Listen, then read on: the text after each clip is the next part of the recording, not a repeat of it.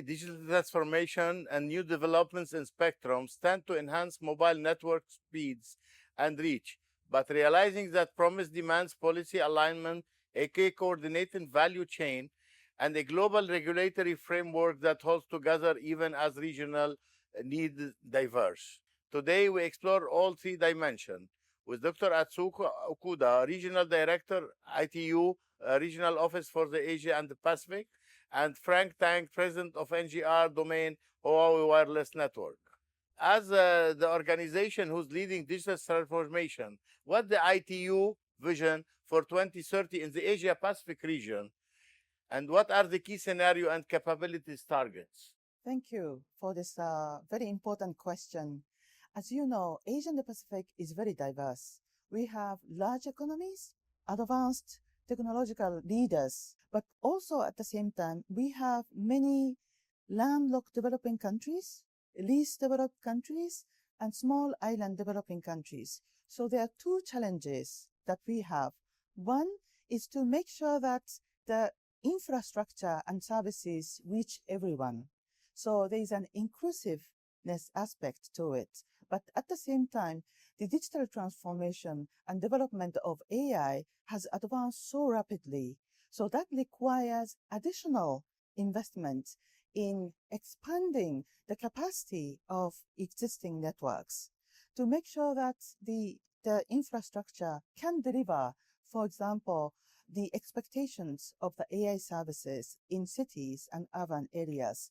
So we believe that in Asia and the Pacific, by 2030, not only achieving the Sustainable Development Goals, we want to make sure that the digital transformation that accompanies that is inclusive and also innovative and advance the technology and innovation. Thank you, Dr. Atsuko. Now to Mr. Frank Tang. As a strategic Huawei next generation network, what do you see the evolution direction for next generation networks? Over the past 30 years, mobile networks have truly boomed, allowing people to access the network and enjoy the services at any place at any time. Look forward to the next decade. We are entering a decade with mobile AI services. In this new era, on the one hand, we could leverage AI capabilities to transfer our network efficiencies, energy efficiency, and operational efficiency. On the other hand, we need to deliver diverse capabilities for the new AI services. Take a humanoid intelligent robot as an example. Embodied robots, they need fast upload the camera data to the cloud in the real time, and they require low latency and high reliability for working, grabbing things, and emergency stops. Again to you, Dr. Atsuko. While AI is being rolled out, the digital divide still persists. What's your recommendation for the Asia Pacific? As you know, we see AI being rolled out day in, day out, and it is becoming a very important part of the digital transformation all across Asia and the Pacific. And I believe that there are key drivers or the enablers that we have to prioritize at the moment. It's not only the policy, but the institutional and individual capacity development, and to make sure that countries are aware of existing resources, such as ITU standards. As you know, ITU has over 200 AI-related recommendations that will create interoperability, reliability, and security, and so forth. So we are at the moment focusing on the capacity development in institution and individual so that they are aware of these international best practices and how they can apply to ensure and develop the AI solutions for their own countries. Again for you, Frank. Upper 6 GHz is often called the golden spectrum. In what dimension does the value of the spectrum manifest? What replacement capability will bring to next generation network? As we enter the era of mobile AI, we need a large bandwidth spectrum to meet the demands. From a global perspective view, up 6 GHz is the answer. This global harmonized spectrum, we can build a foundational mobile AI network to realize intelligent connectivities across all the AI devices. Meanwhile, the mobile communication industry can gain tremendous scale efficiency and economic benefits. At the same time, we can leverage leading technologies named extremely large antenna array and mass MIMO to achieve similar coverage as C-band, and we can convert the advantages of the large bandwidth into multidimensional capabilities with low latency, high reliability, and enable the diversified AI services. Dr. Atsuko, again, what policy support is most critical to make this digital transformation happen across diverse economies in Asia Pacific and, of course, cutting the gap?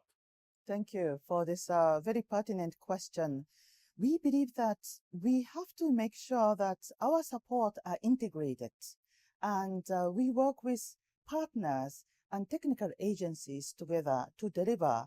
As you know, sometimes we support with our own domains. For example, ITU, telecommunication, UNICEF and UNESCO on education.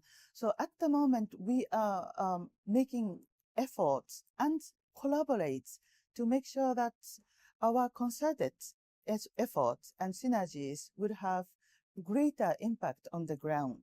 In all workshops and meetings that we organize, partnership and collaboration always comes as one of the main drivers of digital transformation. And that also extends to industry, academia, and all the members of ITU who have tremendous resources to deliver and improve the well-being of the people on the ground.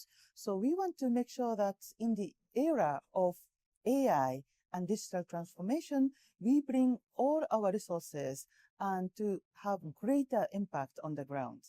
To Mr. Frank again, how can industry partners co-create to develop a sustainable industrial chain and make U6GHz affordable at the scale?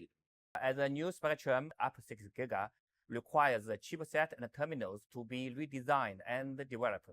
The development cycle of a chipset is 18 to 24 months, and it takes another 6 to 12 months from chipset to terminals. This means that building the entire ecosystem, it requires 2 or 3 years. We hope to cooperate with the industry partners to accelerate the up 6 GHz ecosystem from 5G era, so to reduce the terminal and network deployment costs when we move into this next generation. Thank you both. It's clear the success of new spectrum bands relies on chain of decisions and every link matters. To ensure emerging economies are not left behind, an harmonized framework that is both principled, the practical is built, the industry requires deliberate collaboration between government, standards body, chip maker, devices manufacturers, and network operators. The window to shape that outcome is open now. The conversation happening today, like this one, will remain the foundation for inclusive global connectivity and digital transformation.